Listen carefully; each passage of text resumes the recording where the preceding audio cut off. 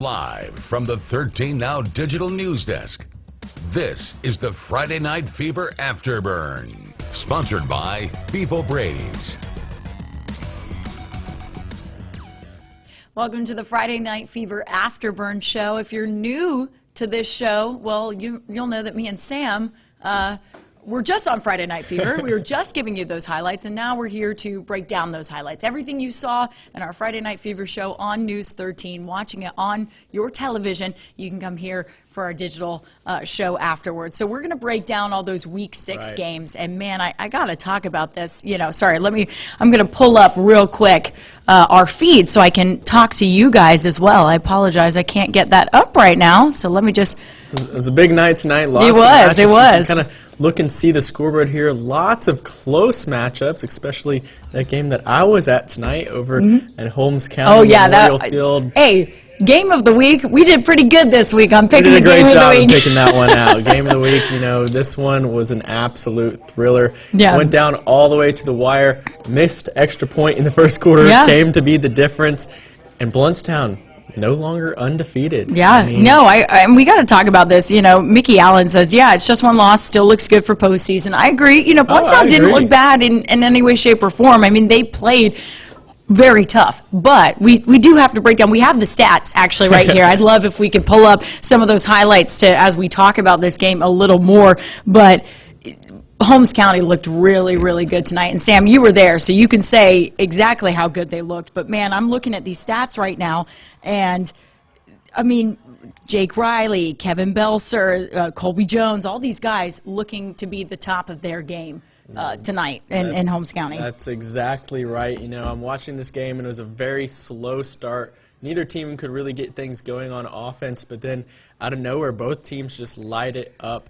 And then Holmes County, they just come down the field, and they're not satisfied with taking a 1-point lead, and they go for two early on. That sets the tone, and as we see, they finished 21-20. So it really panned out for them later on, getting an extra point there. I mean, Colby Jones all night long. I mean, look, 15 completions. Yeah, 15 completions out of 29 attempts. So, over 50% on his passing tonight. I mean, 214 yards. I mean, that's 2 touchdowns. He looked good. He looked good as a quarterback can be, at a high school football game. And you said, didn't you even make a joke about him tonight? I'm telling you, I am watching this young man run around in the backfield, and that Tigers defense is intense. They are great. They're putting on a rush, and he's back there dancing around for 5, 10, 15 seconds, in the backfield, just making people miss. As we saw on one of the plays in the highlights, he took it in himself, got it done there. But, I mean, he is just every single play and he makes good around. reads, too. I feel like he sees the field very, very well when he's in a situation where he says, I do have to take it myself. Or he just sees the field well. He honestly knows what he's doing in tough situations, and tough situations that the Tigers put him in. They're a great team. They came into this one undefeated. So, I honestly, kudos to Holmes County tonight. What a great smart win. Young man. And when you got defensive backs like Andre Williams and Jordan Pride back there, the Florida State commit, I mean, he's not going to, make a risky throw. He is going to, let his players make a play, as we saw Jake Riley tonight with the dump pass going off for 50, 60 yards, but just an excellent statement win by Holmes County tonight. Both of these teams now 5-1, or excuse me, Blountstown's 4-1. Had a bye week this last week, but 5-1 for Holmes County and 4-1 for Blountstown.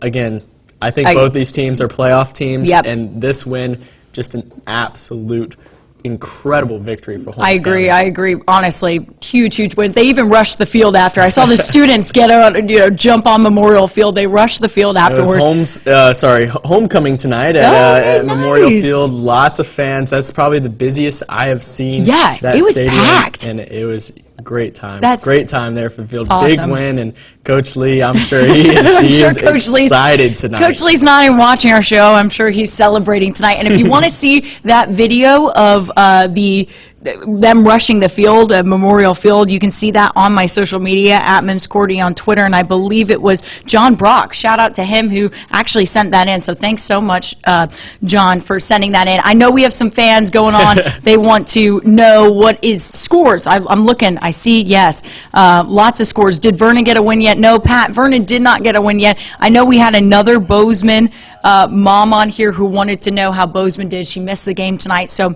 And do you mind if we pull up those highlights for her? She's still watching on here. So Bozeman obviously looked great tonight. They've been on a roll. Another 1A team that I feel like going into the season, nobody really said, okay, yeah, they could be good. They could have a good year. But, man, they've just exceeded expectations. And we talked about this week the Carpenter brothers who are right now, I mean, doing it on offense, doing it on defense. And Joe is second in the state right now for total tackles. Could be more after tonight. Could lead the state in total tackles. I'm looking in the comments and I see, Lewis Louder's mom says she missed the game. You're going to see right here that young man had an incredible game out there spinning through the Yellow Jackets. That was amazing. The spin move was incredible. Every single week it looks like he improves. And yes, we talked about the Carpenter brothers, their first season at Bozeman. Lewis Louder, a big addition. Big addition to them. Those three, and then Dylan Howard as well. They just light it up. For the and even Peyton Gay at quarterback. I mean, he's doing a great job too. I mean, honestly, this Bozeman team, I feel like we could see them as well in the postseason. Honestly, this postseason for 1A is going to be so awesome. And if you guys aren't excited at home, I don't know how we can make you more excited watching these highlights week 6 of the season and seeing these teams absolutely rock. I mean, it's just awesome. And hey, David, I see you said best game of the year by far for Weewahitchka. Definitely. We just don't have a final score. Is that the final, 36-28? Yeah. David, if you're still on the feed and you can confirm that was the final score, let us know, because yes, that was the best game of the year for Weewahitchka. Absolutely dominating over a talented Bulldogs team. But to talk more about getting their first win of the year is Thomas Schultz joining us, back by popular demand. Thomas, hey how you doing tonight? I'm doing great. A great game out there at Weewahitchka. It's good to be here. You said Zay McDaniel when you came back and did the highlights here. Kid you not, guys. This is real. Thomas sat down on the computer and said, Zay McDaniel might be one of the best players in the Panhandle. And I said, yeah, you're definitely right. Talk about what he was able to do tonight on the field. Well, after losing Alex Williams a couple weeks ago to Port St. Joe, Zay McDaniel has been the offense for Weewahitchka. And today, that was no exception. Obviously, they're going to run the ball. That's what they're going to do. Yes. And what they're going to do is they're going to run it out of the Wildcat and just give it to Zay McDaniels, let him make plays. And there was times where he was hobbled, he was banged up. Yeah. And they said, hey, you need a play here, a play there to get a breather. He took it, came back in, third downs when they're in the red zone, when they needed scores. He was the guy who got the ball, and he had a couple of big runs. The one he broke off for about 60 yards, went all the way into the red zone. He also had a couple of touchdowns, one where he stumbled into the end zone. Yeah, I saw that. He was stumbling in. They were trying to get him out, grabbing him on the leg, and he was not having it. He was not having it tonight. And I don't know if I need to remind you guys, he's a sophomore. Yeah, I know. He has a few more years under his belt. Coach was saying in preseason, Alex Williams, he's our best athlete. Zay McDaniels, that's the best. Coach told me, Zay McDaniels is our best football player. He is the best player and he is an athlete. So, I mean, that's amazing. David did say 36-28 was the final in Weewahitchka, but he also says that Weewahitchka was up 30-7 in the fourth quarter. So, man, oh, man, did they come out and absolutely dominate that game. They looked really good all game long, and obviously their first win of the year. A huge win for Weewahitchka. One of the coaches on the sideline said, hey, this is the best we've played all year without a doubt. And I agree with that. Yeah, I agree. Very, very much so agree with that. And even did well. I mean, Alex Williams also was a huge part of their offense. I mean, I know when people saw him go down, they said, man, this is going to be tough. We're taking on a great Freeport team. We're taking on great teams after losing him. And I feel like Weewahitchka has a chance to win out the rest of their season if they want to, with the rest of the guys that they have. Right, this is a team that, preseason we were really big on. Yes. A lot of people were really big on, and I think now they're just going to have to find that identity. After, an 0-4 start, that's just always something that, is an obstacle that, just looks super daunting. But, I mean, if they just can keep that momentum rolling, Freeport a great team. They are. They really are. a sound team, good on offense and defense, and to come out and just dominate from start to Freeport, they made a run at the end, but just a really good way to pick it back up for Louisville. It almost looked like the Gators were a different team. From this week to last week, it just looked like they were a different team. So kudos to Bobby I can't speak tonight, Bobby Johns and his squad over there in Weewa. Thomas, anything else you'd like to add about that game? Sam, you said they need to find their identity. I think they found it. They're going to run the football. They're going to run it hard. That's what they're going to do. And they're going to play stellar defense, and they're just going to ground and pound all game long, rely on that strong offensive line, which they did tonight, to really great success against, once again, a really good Freeport Bulldog team. Definitely. Thanks so much, Thomas, for joining us tonight. We're going to talk about a few other games this evening. We're going back to those scores just to show you guys, if you've joined us right now, we'll go through the scores once really quickly so any new viewers can see who won tonight, who took home a W, who did not. So obviously we just talked about Bozeman and Vernon. Bozeman crushing Vernon. They're a team that's still looking for their first win of the season.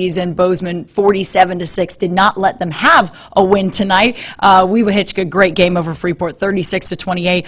Last night, Sneads beat Graceville 41-20, even after an hour delayed start because of the referees. Liberty County also with a great win last night, 40-21 over Northside Methodist. Chipley falling to Escambia, 22-7. Mosley. This Mosley team is so special, Sam. So special. I love them.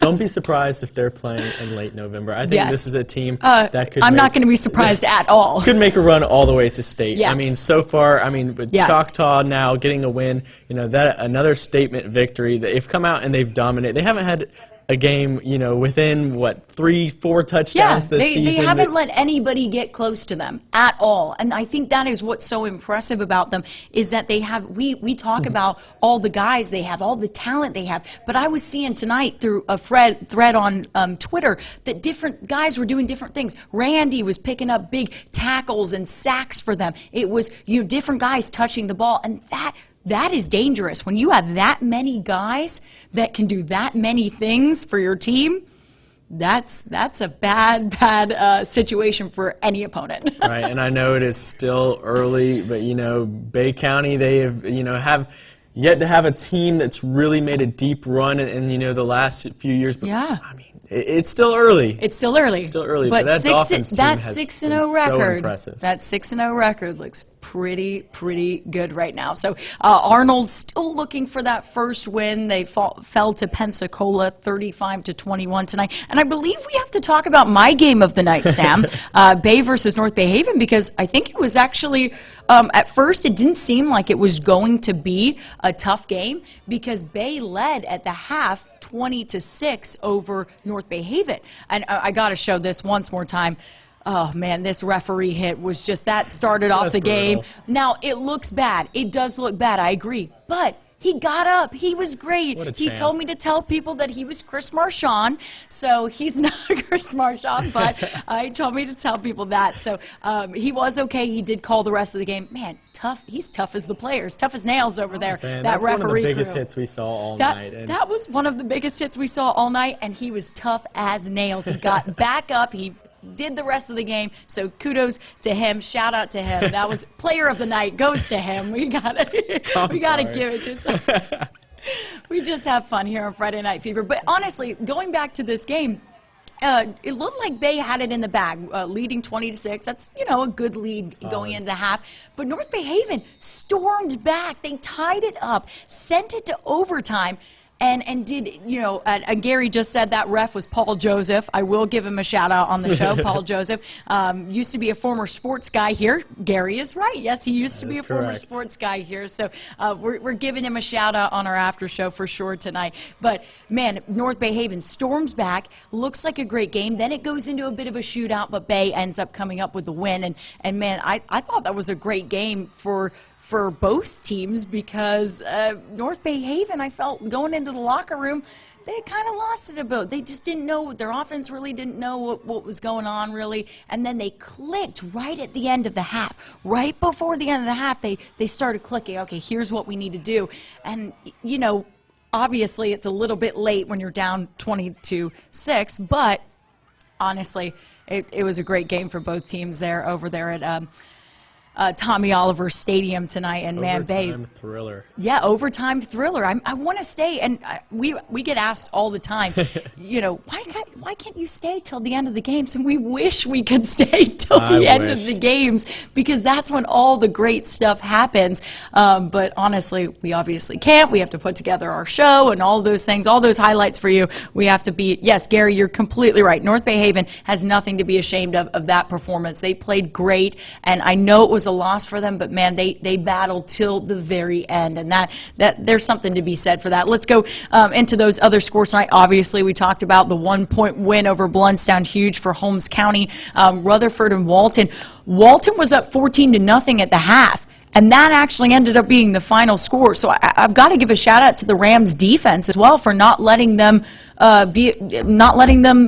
put any more points up on them except for those first two scores in the first half. Just wish their offense could have clicked a little sooner than it did. So right, that Rutherford defense, they've had, the team as a whole, they've had kind of a rough start to this season, but they are one of the most physical teams. They have a lot of size up front, and we've seen Walton this year put up 50 points, 50 points, and they're going up against a Walton team that's big. We talked about it on the show, but actually Walton went out of town a couple of weeks ago, Sam, and we had a friend of ours, Allison Posey, former weekend sports anchor here, and she was shooting that game for us, and she went, "Man, have you guys seen Walton's quarterback?" And I went, yeah, we've seen him. And she goes, "He is huge." And I was like, yeah, I would be afraid if that was coming at me. I really would. I really would be afraid. Yeah, I think the term was bowling ball. Yes, you used the term bowling ball, but, his passing, his accuracy,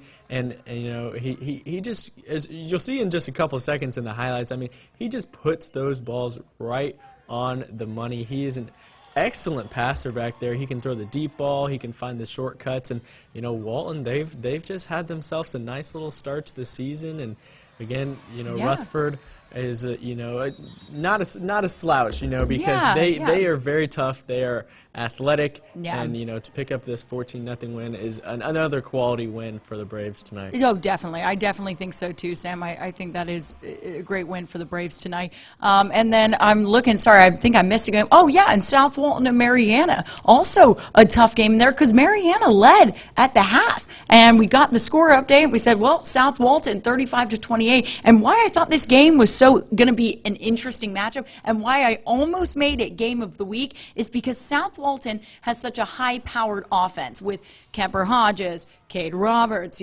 Pierce Spurlin. Pierce Spurlin leads the state right now in receiving yards. So, I mean, obviously they have great offensive talent, but what's been the trouble for them, as in last year, is their defense. And guess what? Mariana has had a stellar defense this year. That's one of the areas they've shined in, is stopping people from putting too many points on them. So I thought this was going to be an interesting one, and it was. It was interesting in this one in the first half. And hey, Mariana went up, but then South Walton came back. Again, we didn't see the second half of this one, but I assume the Seahawks had a lot of good passes from Kemper Hodges. I'm sure Pierce Spurlin, Cade Roberts did some stuff for them as well. So a good win for South Walton for sure. I think that was another big win for that team as well, because Mariana is, even though their record does not show it, they are a really, really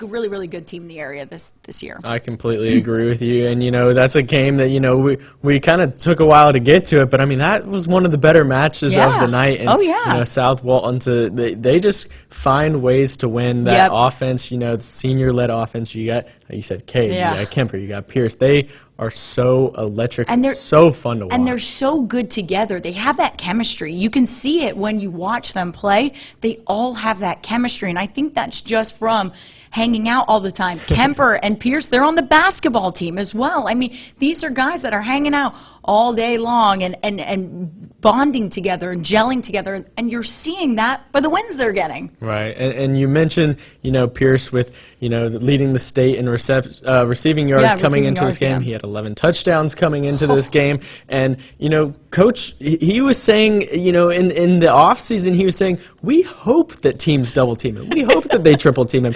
Then we could throw him to the other guys, and there's so many weapons over there, and then Hodges, he can run it in just as easily. He has a couple hundred rushing yards this year to We go talk along. about big quarterbacks. He's a big quarterback, too. He's a big quarterback. He is. And Keontae Miller, what LaToya did say, Keontae Miller, yes, is the QB at Walton. I'm sorry if we didn't say his name there. I thought I did say his name, but I guess we didn't. So, LaToya, thank you. Yes, Keontae Miller, definitely a fabulous quarterback over there at Walton. South Walton has a great quarterback, too. We love to see what's going on this season. But can we go into those Week 7 scores? I know we're pushing 11 o'clock, and I'm sure people are getting tired and ready for us to stop talking now. It's just about my bedtime as well. Yeah, it's about my bedtime, too, Sam. Week 7 matchups, we got some good ones going on. North Florida Christian versus Bloomington. North Florida Christian is, I'm going to count really quickly, 8-time state champions?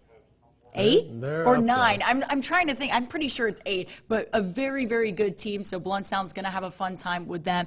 Arnold takes on Rutherford.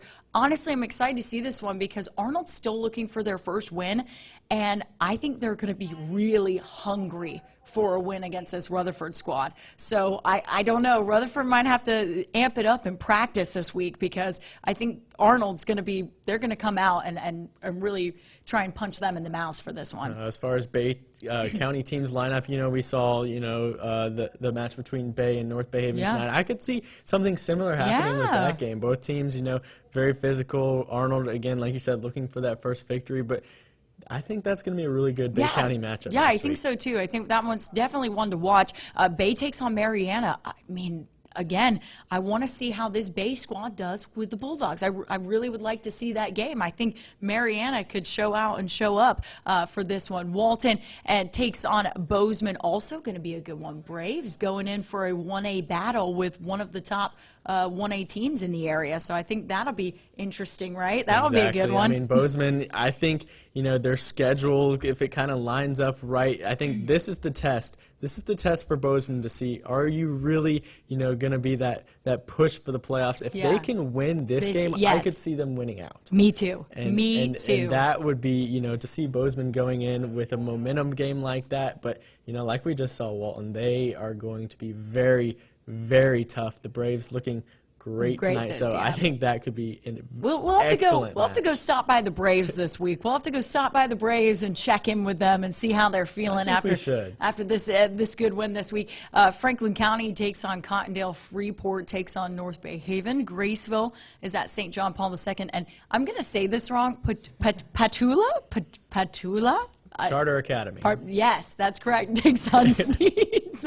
If you know how to pronounce it, let me know. I always have a laugh. Mosley takes on Navarre. They're on the road again. Mosley is on the road again. They've been on the road for the last 2 weeks. So, man, I'm interested to see, how the Dolphins take this with being out again on the road for another matchup. As interesting as Mosley is always every week, I'm looking at that next matchup. I know, you're South Walton and Port St. Joe. I'm sorry, I can't hide my excitement for that game. That is going to be so much fun. That's probably game of the week. If I'm saying early on, that's probably I'll see you guys next week. Port St. Joe, South Walton. That's where Sam's already saying Port St. Joe. I'll see y'all. Port St. Joe, see you, South Coach Walton. Jones. I'll see y'all. Coach Jones, that is going to be a fun one. I'll see you guys in Port St. Joe next week. All right. We'll hold you to it, Sam. Weave Hitchkin takes on McClay. Edison takes on Niceville. Do you have any more, Spencer? I think that's it. There you go. I was right. That's it. Jamie, I did read your comment. It's not football related, but if you want to come out, see some good softball, come out to the PCB Sports Complex tomorrow. So maybe, Sam, you'll have to head over there and see what the weekend holds for you. There's been a lot of great softball over there. A lot of baseball, softball. That complex stays busy over the summer. It does not brings in a lot of people, too. Busy. Yes, brings in so many people. And, Gary, you said that's the game of the week. I think we have to agree with Gary this time. I think we do. That's definitely the game of the week. So we'll see you next time. Obviously, it's 11 o'clock. Me and Sam are tired after all these games this week, but it's time to go home. I think so, too. So, again, we'll see you next time on our Friday Night Fever Afterburn. But make sure to watch our Friday Night Fever show every Friday night on News 13 at 10:15 after your news and weather, because you really won't enjoy this show unless you watch that show and see what happened in all these games. Then you can follow along with us and enjoy it just the same. So make sure to watch Friday Night Fever on News 13 next Friday night at 10:15. We'll see you there, and we'll see you for our after show as well. So have a lovely night and a lovely weekend.